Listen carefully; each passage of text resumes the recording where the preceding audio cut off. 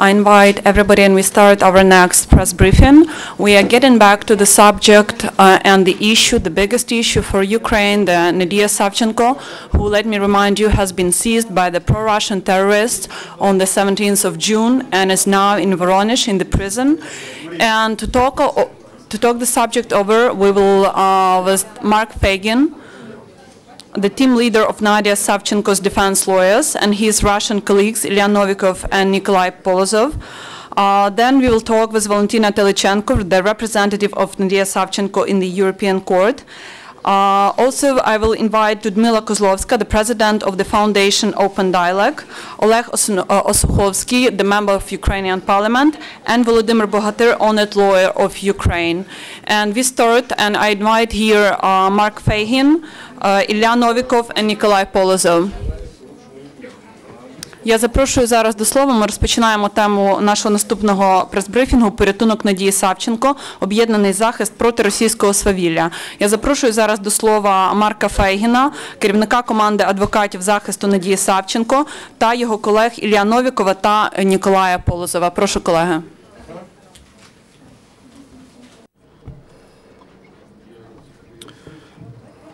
Good afternoon. We were introduced. We are lawyers of Nadiya Viktorovna Savchenko from Russia. My colleagues, Nikolai Polozov, Ilya Novikov. My name is Mark Fagin. We represent the interest of Nadiya Viktorovna in Russia. And a criminal case started against her at the beginning of July. Articles 105, Part 2, Part 33 support in the matter of two and other more people, and in incrimination to Savchenko.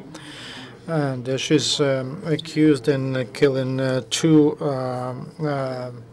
in helping to kill two Russian journalists, and who was illegally moved from Ukraine to Luhansk, from Luhansk region to Russian Federation. And in such a way, during a month, almost a month, we represent her interest in Russian courts and in for the investigation. It would be smarter to build our work in a way that if you have questions, we will answer them. And very briefly, I will give the floor to my colleagues, and I will give them a chance to honor just what I said, and then we'll move to questions and answer. I think that Ilya Novikov will continue. Thank you. I visited Nadiya yesterday, and the case for last events. She sent a statement to Russian appeal as to the kidnapping and the investigations had to deal with it. Now there is a different group of investigators, not the ones they investigate if she was kidnapped, under which conditions, and because of that, for 3 days she was given evidence in Russia, in Voronezh SIZO, and she described how she was put in the car, how she was kidnapped to Russia, and how she was dealt to investigation. They kept her for a week in a hotel, so it was like an unofficial arrest, and how they forced to give evidence against Ukrainian ATO leadership. And she put a signature, and now Russian investigators check that appeal. She was arrested until the 30th of August, and my colleague Polozov will speak about that aspect. I wanted to tell that the case of Nadiya Savchenko, likewise a big Ukrainian case related to the investigation of by the investigation committee of alleged crimes committed on the territory of Ukraine. There is a special sub-unit of investigation committee set up quite recently, and concretely in the case of Nadiya Savchenko, that investigation group of 20 investigators, they are trying to find any proof of her that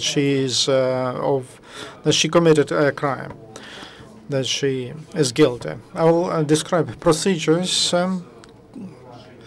as to Nadiya Savchenko, and what steps are supposed to come in the near future. Okay, let's not without further ado, your questions, please. Kazakhstan opposition. My question about your client also, Mukhtar Ablazov, Mustafa Jamilov, Nadiya Savchenko, and Pussy Riot also. Mukhtar Ablazov case, is there any political reasons there? Are there some Ukrainian politicians who cover Kazakhstan authorities? If it is so, why the process of Ablazov is closed without invitation of Ukrainian and foreign journalists? Yes, that's a case which is similar to others. He is Mukhtar Ablazov. He is a political opponent, and he questions, challenges regime of Mr. Nadiya. I'm his lawyer. That is a political case like any others. And Nadiya Savchenko, Mustafa Jamilov, any of those who speak against the system as opposition. And in Ukraine, I would say the case of Mukhtar Ablazov, that's it was they started that case at the direct request of the government of Kazakhstan and under the previous regime of Yanukovych. And that case, it goes on inertia. If there are enough of efforts of Ukrainian government to settle this case finally, then Ukrainian request to France about sending expatriation of Ablazov, it will be cancelled. I depend on the government of Ukraine, on President Poroshenko and General Prosecution and law enforcement bodies that are involved in investigation of this case. That case is political, there is no doubt even, and I would say that summarizing, it would not be nice for Ukraine, together with Russia, to stand as a party which requests expatriation of Mukhtar Ablazov from France. Because now the contradiction of these two states on some political issues and issues between the states, and they contradict each other. They go in quite opposite directions, and so they count that this case will be subject of research for Ukrainian authorities, and they will cancel the request for expatriation. Next question, please. The topic of the briefing here is Nadiya Savchenko and how to save her. Please ask questions related to this topic. Kazakhstan. I am interested in the case. I know that you're working on one more case, and there are something like Savchenko. Mr. Karpika was disappeared from Ukraine. He's a veteran of now, and so could we speak about a trend of kidnapping by Russian spec services Ukrainian citizens from Ukraine? And Nikolai Karpyuk, his case is extremely heavy. He is kept in Vladikavkaz zone number 3. That's a bad glory about that prison. It's a trend because I found out that male soldiers of Brigade 72, they turned out to be in pre-trial prison. And the same of this big case. He is they run investigation, and that's about events of 20 years old. A war in Chechnya when I was a deputy in State Duma. I was in Chechnya, in Grozny, and I can tell you that all these accusations are made up. That's why the case of Karpyuk goes together with the case of Savchenko, and now new kept hostages from the 72nd Brigade and so and others. These issues cannot be solved legally. They demand political resolution. That's why this chain proves that legal tools to solve these issues they expired.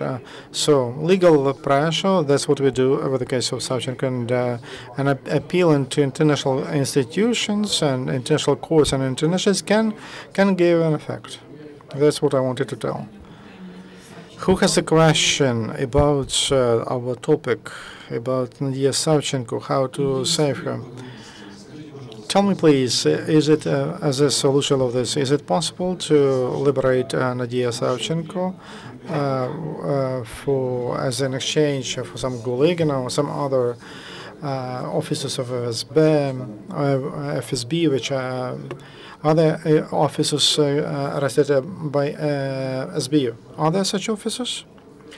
We will agree any variant how to liberate Nadiya Savchenko, because the best tool is maybe diplomatic influence on Russian authorities. But we cannot discuss on this stage some concrete variants, concrete candidates as an exchange.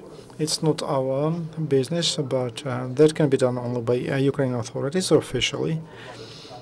And we will only assist to any variant that can bring to liberation of Nadiya Savchenko. Any question to the lawyers? That's it?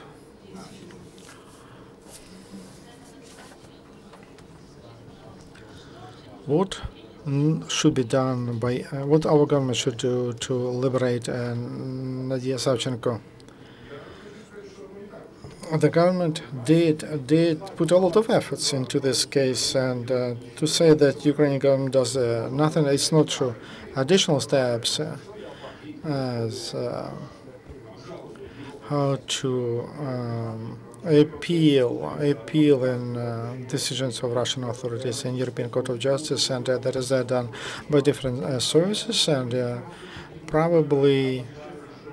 Now it's a stage. It's a stage when we have to look at this case broadly.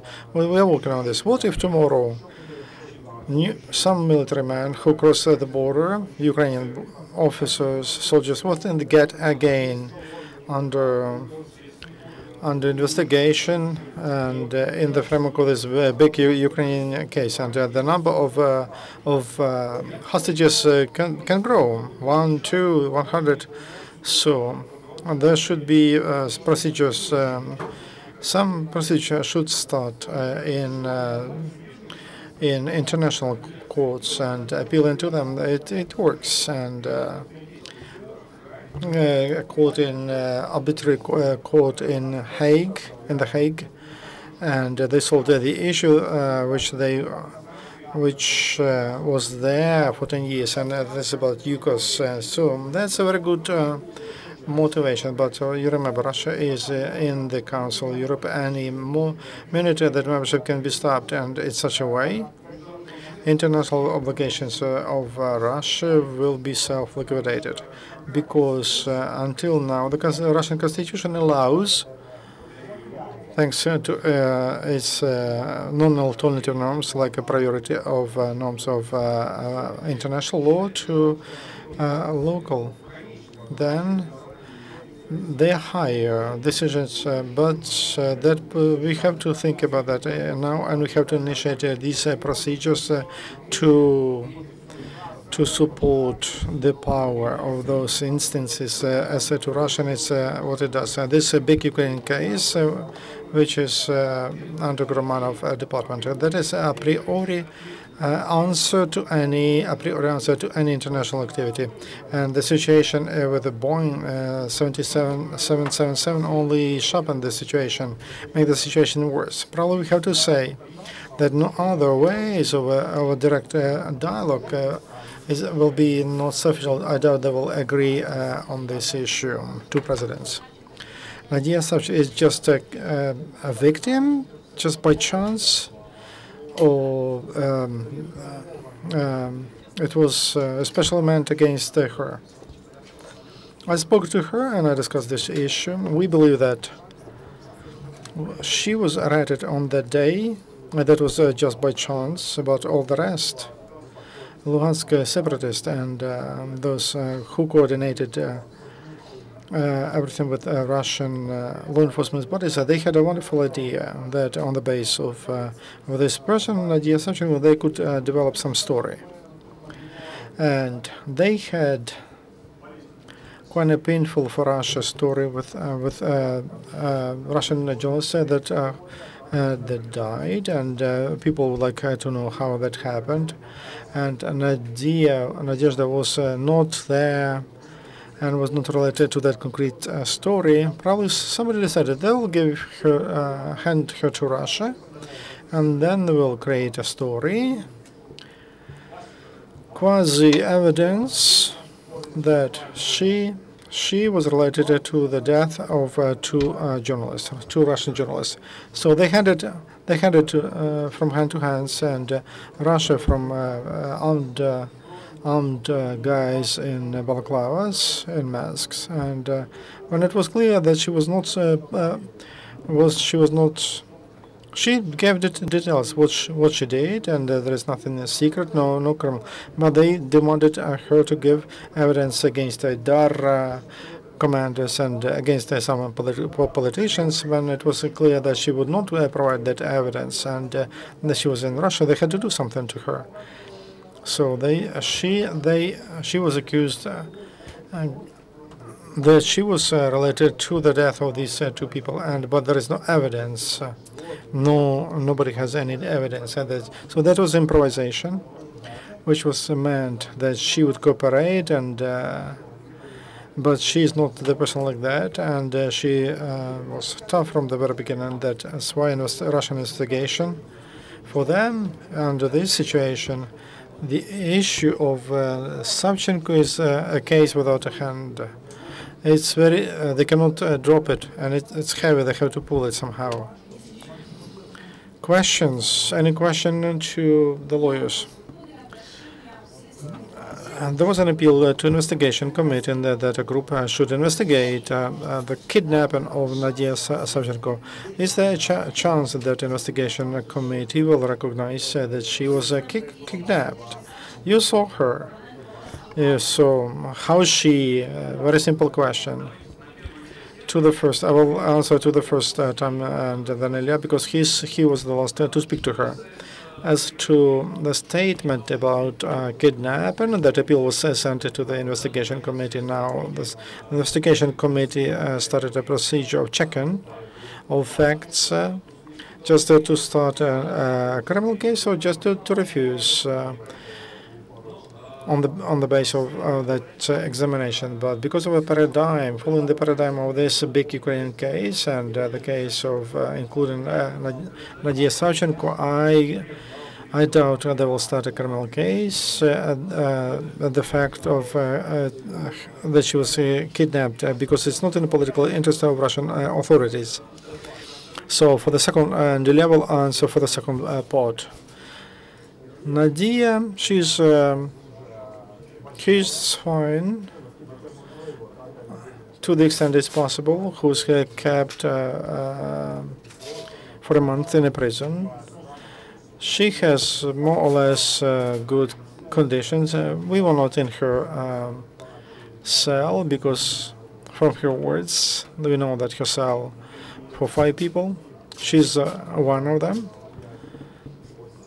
So enough of room. She has a shower, water, drinking water. They can bring her products. She can receive products from relatives and friends, and she doesn't complain anything about how she is kept there. She asked us to tell that because she knows that people so the attitude to her is quite good. She asked to tell that don't worry about just that everyday part of her life. The most important is the essence of this story. They kidnapped her. They illegally moved her through the border, and now Russian official authorities don't want to speak about that. So this is important. Any question? Is there any question?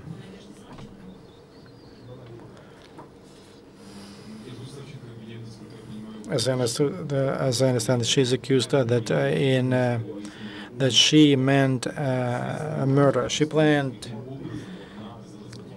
murder.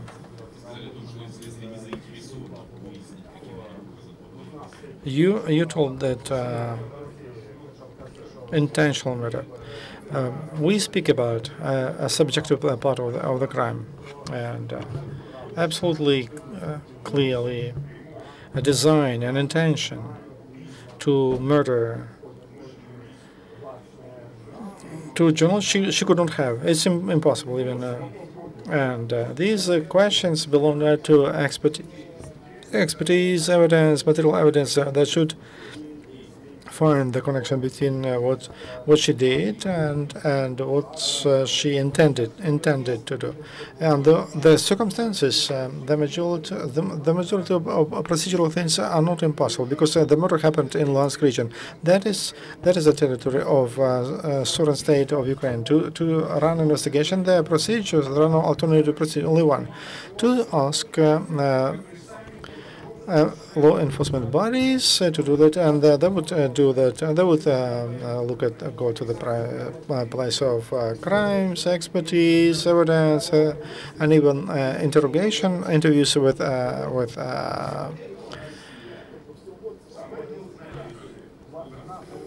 Russia cannot do that. I don't know how they are going to build the evidence base. Because of those reasons, we say that the guilt she cannot be proved guilty, because for that there must be at least a cooperation between two sovereign bodies, law enforcement bodies, authorized bodies of two countries. Under these conditions, it's impossible. That's why, in principle, to speak about some kind of qualifying signs of crime, the investigation committee, we cannot speak about that. What happened in Middle East village? That's a drama because they were shooting with mortars, and it's almost impossible to direct the fire of a mortar. You cannot see who's there and who is a journalist, and to direct the fire that it should get into journalists, it's practically impossible. And all of that could be done. All procedures should be in Ukraine, and evidence will be serious if evidence is collected illegally. And there is no Russian party has no legal way how to get evidence, legal evidence. Just no chance. So a general conclusion. From this just procedural point of view, to bring to criminal, it's impossible to bring her to criminal responsibility. They accuse her not just in intended murder, no, that she helped to kill 2 and more people. Article Part 33, Part 2, Article 105. Maximum sanction, life sentence. The women, it's a maximum 25 years because there is no such sentence for women in Russia.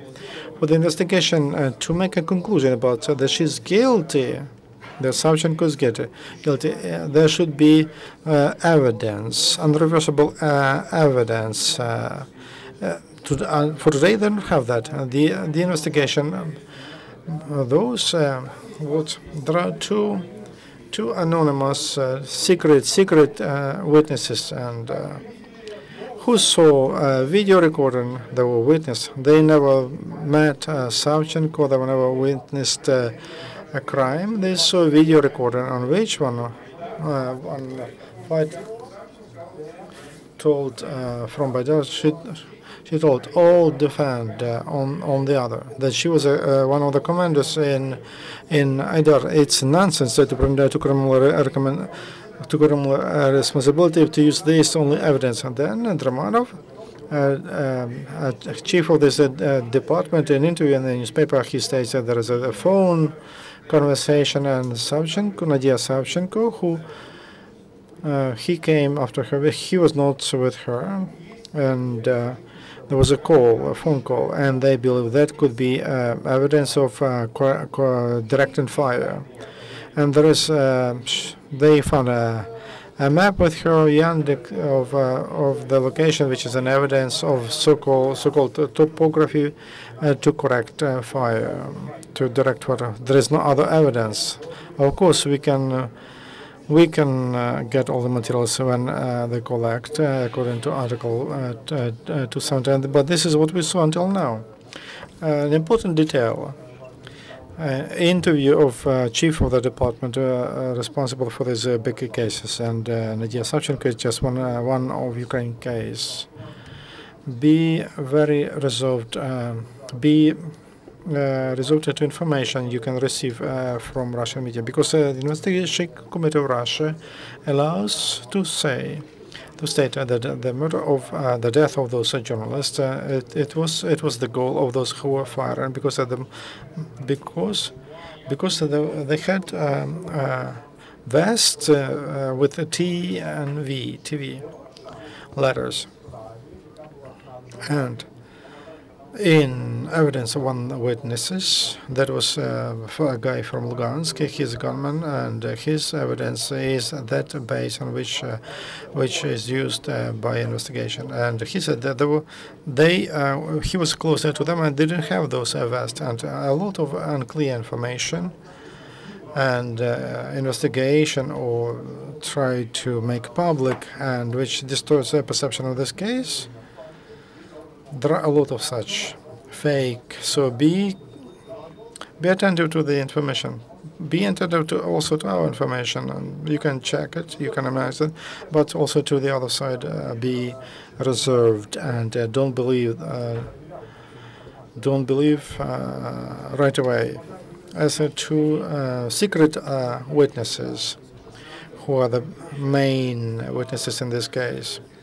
As it comes from the protocol of interview, both of them, they are separatists, and they are participants of battalion Zarya. So same people who kidnapped Nadiya Savchenko from the battlefield when she was helping wounded soldiers, when she was trying to get them out from BTR. And the same people told told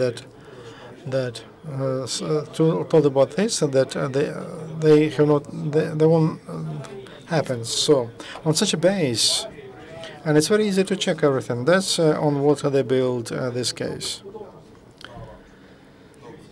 Any question?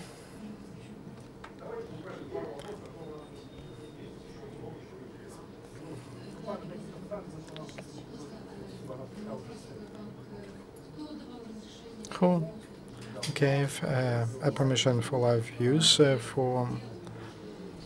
take interview? Did it help or hurt? That interview was also unexpected for us. The situation is, Nadiya Savchenko, according to the rules of keeping in Russian pre-trial institution for a month, there could be two visits. And she wanted to see a Ukrainian consul. 2 weeks after she was arrested, all that time they did not allow him to come. She wanted to see him. Instead of that, we don't know whose initiative it was, but investigator Manchenko was involved. He's the person who can allow or prohibit such visit. They suggested to have a meeting with a Russian journalist from Live News, and she explained, in case we have a conversation like a press conference today, that she would like to have a chance to deliver her visit, her idea about the situation directly, and She believed she used that opportunity, but the second visit of a consul, she could not have it, and she was not told about that, and because she was allowed to have only 2 visits, and from a conversation for an hour and a half, live news journalist cut out for one phrase, and from which you could say that she believes that that MH17 was shot down not by separatists, and 3 minutes cut they made with some phrases without any context. She asked me to underline that phrase which is discussed, that she believed that not separatists shot down in the context means the following. She believes that separatists could not, just with on alone, to shoot it down. Russian military men helped them. We do not give an assessment to the work of journalists because they are better, but all the situation after that interview is quite doubtful from an ethical point of view. And that's why she asked us to tell that direct interviews with her are not allowed, and any questions should be given to us as her lawyers in case we find to give her those questions, and if she can answer, we will give her answers to you. Thank you, Mark and colleagues. I invite Ms. Zakhovsky, an MP of Ukraine, and good afternoon. Thank you very much that you came to this press conference. Our Open Dialogue Foundation is an international advocacy organization which is specializing on defending political prisoners like Savchenko, Sentsov, Cherniyev, Nadiya, and Kolchenko, who were kidnapped by Russian special services and from occupied territory of Crimea with the support of terrorist organization LNR, DNR. And that's how we qualify that. I would like to underline that at present, as an assistance of lawyers, which was organized by our foundation for such a family, there will be an international campaign which we organize together with Ukrainian MPs and the Ministry of Foreign Affairs of Ukraine, and quite a broad campaign of support from European MPs like Poland, France. Our fund organized 2 missions, observation missions to prisons where they keep kidnapped people, citizens from Ukraine, with the help of Russian special services. And Savchenko, Sentsov, Kolchenko, Afanasyenko, and Cherniyev. One of them is kept in a mental hospital, and we don't know what's going on there. Cherniyev is a citizen of Ukraine. I wanted to tell about one mission and what was done, what will be done, and one MP who is a leader, a group of deputies from Ukraine during the mission to Voronezh and to Moscow. Welcome. Good afternoon. We, as Ukrainian MPs, should do everything possible for political prisoners in Russia to be liberated. And as an MP of Ukraine, of course, I use my contacts with other parliaments, European parliaments. On the 24th of July, there was a delegation of NATO Assembly, Parliamentary Assembly, and there was a Hugh Bailey, a president who was an MP from the UK, Vice President David Hobbs, and Vice President Karl Amerson, who's an MP in Bundestag. And I raised the issue, and I told them about that trip, our trip to Voronezh to liberate Nadiya Savchenko. I told how she was illegally kidnapped by terrorist organizations and then moved through Ukrainian-Russian border.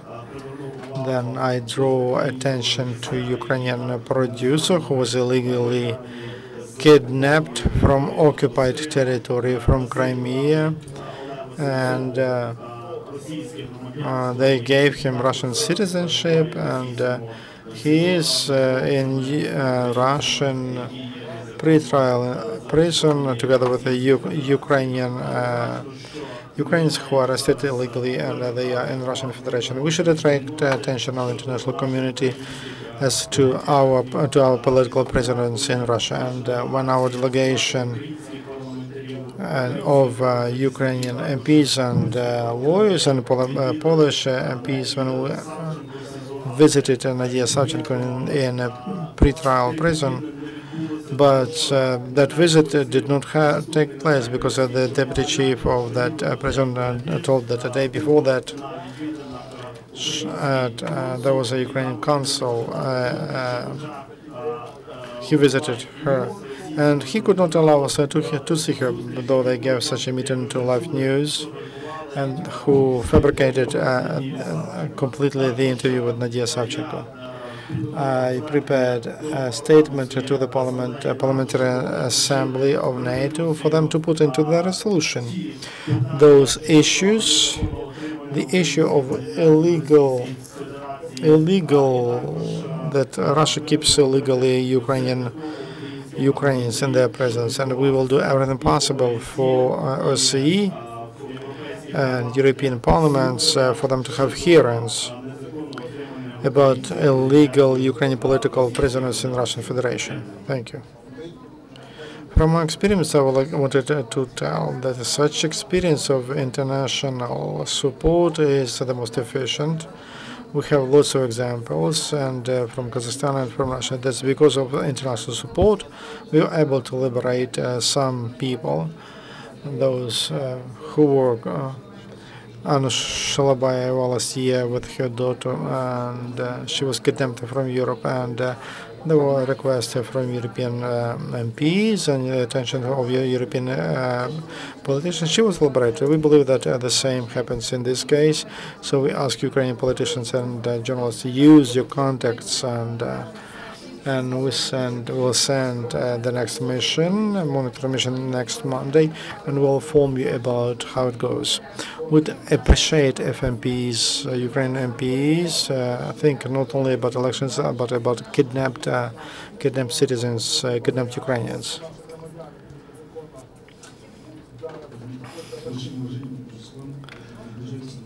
My question doesn't mean to humiliate you.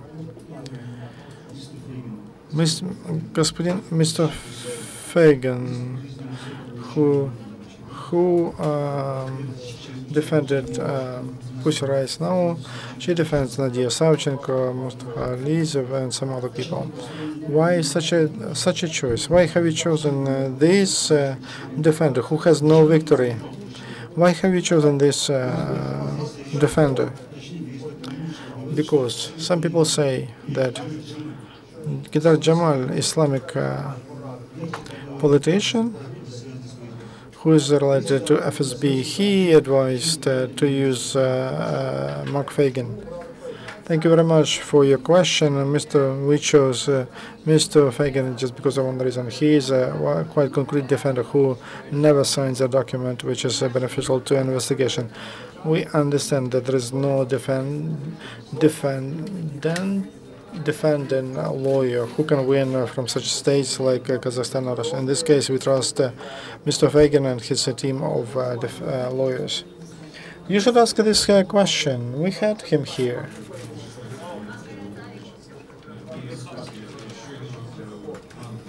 Mr. Fagan explained about Mukhtar Ablyazov, an opposition politician,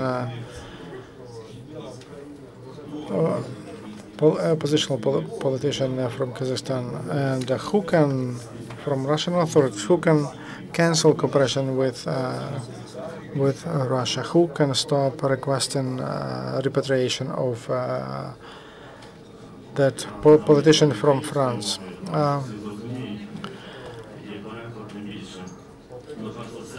First of all,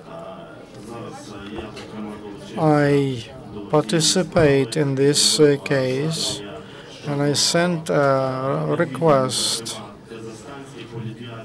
I want to visit political prisoners in Kazakhstan, and we as MPs should do everything possible for no one to have political prisoners, especially related to Ukraine, like Abyazov. And also I recently saw a producer from Kazakhstan he was a political prisoner from Kazakhstan and who lives now in Germany, and he told me about repressions in Kazakhstan. Clearly, as a Ukrainian MP, I will do everything possible for justice to dominate. I will speak to Ukrainian police, to law enforcement bodies, and next week I will see lawyers and with Prosecutor General of Ukraine and with the Open Dialogue Foundation, and we'll discuss the issues of Ukrainian political prisoners, Kazakhstan political prisoners, and we will raise the issues of what Kremlin regime of Yanukovych did. I invite Valentina Telachenko, who represents Nadiya Savchenko and Mr. Batir, and who's an old lawyer of Ukraine. Good afternoon, colleagues. In addition to Russian lawyers, we have Ukrainian lawyers here. Valentina Telachenko, my name is Volodymyr Poladut, and Mr. Chevos, who is here. We are trying to provide legal assistance to the family, and I believe that all law enforcement bodies, lawyers, MPs, diplomatic agencies, they should focus and to solve this issue. We should liberate Nadiya, and she should have a hope for fair consideration and investigation, and that she will return to normal life home. I wanted to focus on some issues and of jurisdiction. Russian law enforcement bodies consider the issue of a crime, as they believe that was committed in Ukraine. And territorial integrity and independence of Ukraine will recognize Russian Federation sovereignty. Will never doubted by official Moscow.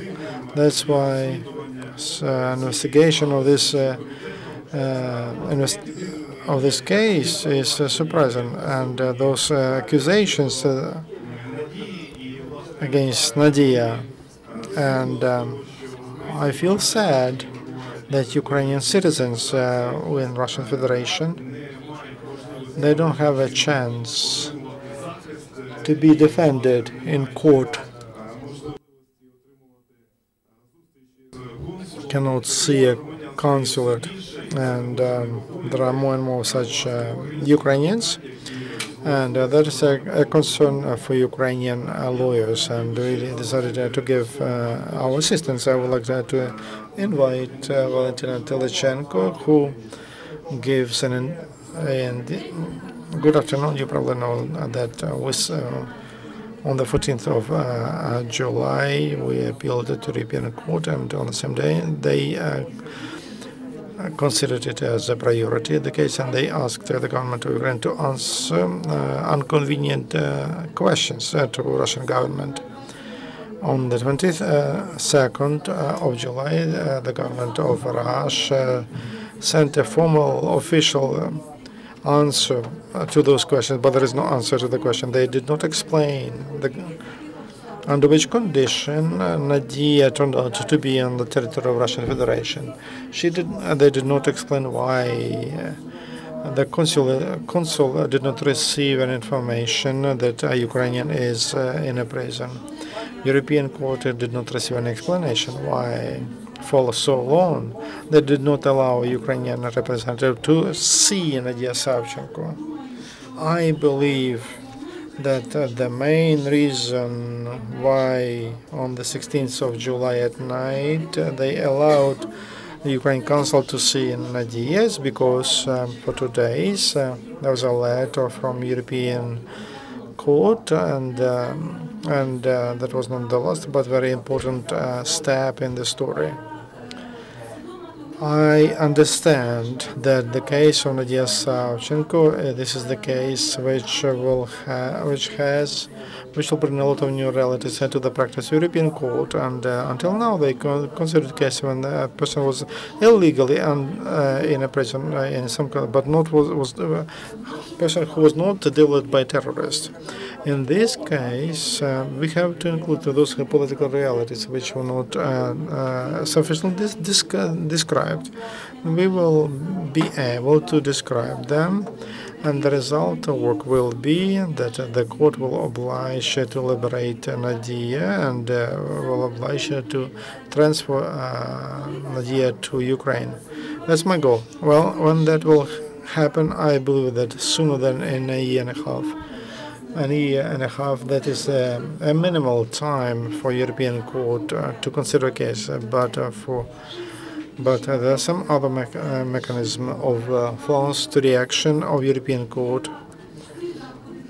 Or I will take all the measures, I will use all the mechanisms for Nadiya to become liberated and to be returned to Ukraine as soon as possible. With your permission, I wanted to add that I would like to ask police, the Ministry of Justice, Ministry of Foreign Affairs, to organize the work on how to help Ukrainians to consolidate. And there is a criminal case and the fact of disappearance of Nadiya Savchenko, and I believe that it is investigated but without any speed, and the assistance could be provided by lawyers who work with the family. I believe that it's necessary for all of us to use the Ministry of Foreign Affairs and to organize assistance through diplomatic channels. There is no cooperation with prosecution of Ukraine and Russia, and that limits opportunities for cooperation. But there are not enough of facts that can be found in Ukraine. Only the order of president made this work active, and I believe that it will not be just formal. Any question? Then one question. Condemnation of Russian aggression, and I mean sanctions against Russia, can that help to win the case or speed it up? I would start. Any development will demand a legal tool for liberation, and everything necessary should be done, and we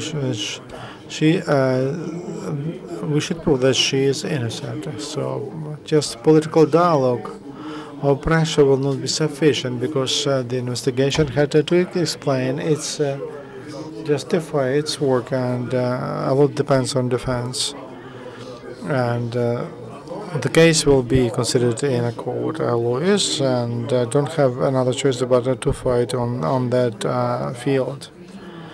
What are other international institutions for Ukraine that could help Ukraine? Before we have some legal explanation in European Court, it's important to give a political and politically legal assessment. The resolution of OSCE and of Parliamentary Assembly of the Council of Europe, which will be in September, a decision or a vision of governments from different countries in Western Europe by the US, all of that together allows in European Court on the legal level to develop a definition. And we speak about the necessity to liberate Ukrainians who are legally imprisoned in Russian Federation. We should understand that, first of all, political definitions go first and then legal definitions, which will show that Russia is a country which is supported and is supporting terrorism. That Russia is a state which illegally arrested and keeps under arrest Ukrainians. Ukrainian citizens. If all of that is identified and described, and then we can understand that not only Nadiya Savchenko, but hundreds of other Ukrainian citizens, they will have that legal corridor they can count on in order to come back home. I will continue, Valentin. I would like to draw your attention to accusation of Savchenko in military crimes. But Ukraine or Russia, both Ukraine and Russia did not announce a war. That's why there are no reasons to qualify this case as that. Investigators participated already of this case, and they considered as these similar cases in Ossetia. So they use the same, they copy that experience. Any other question? Thank you very much for legal support, and we hope to hear good news from you how this case on Nadiya Savchenko is resolved.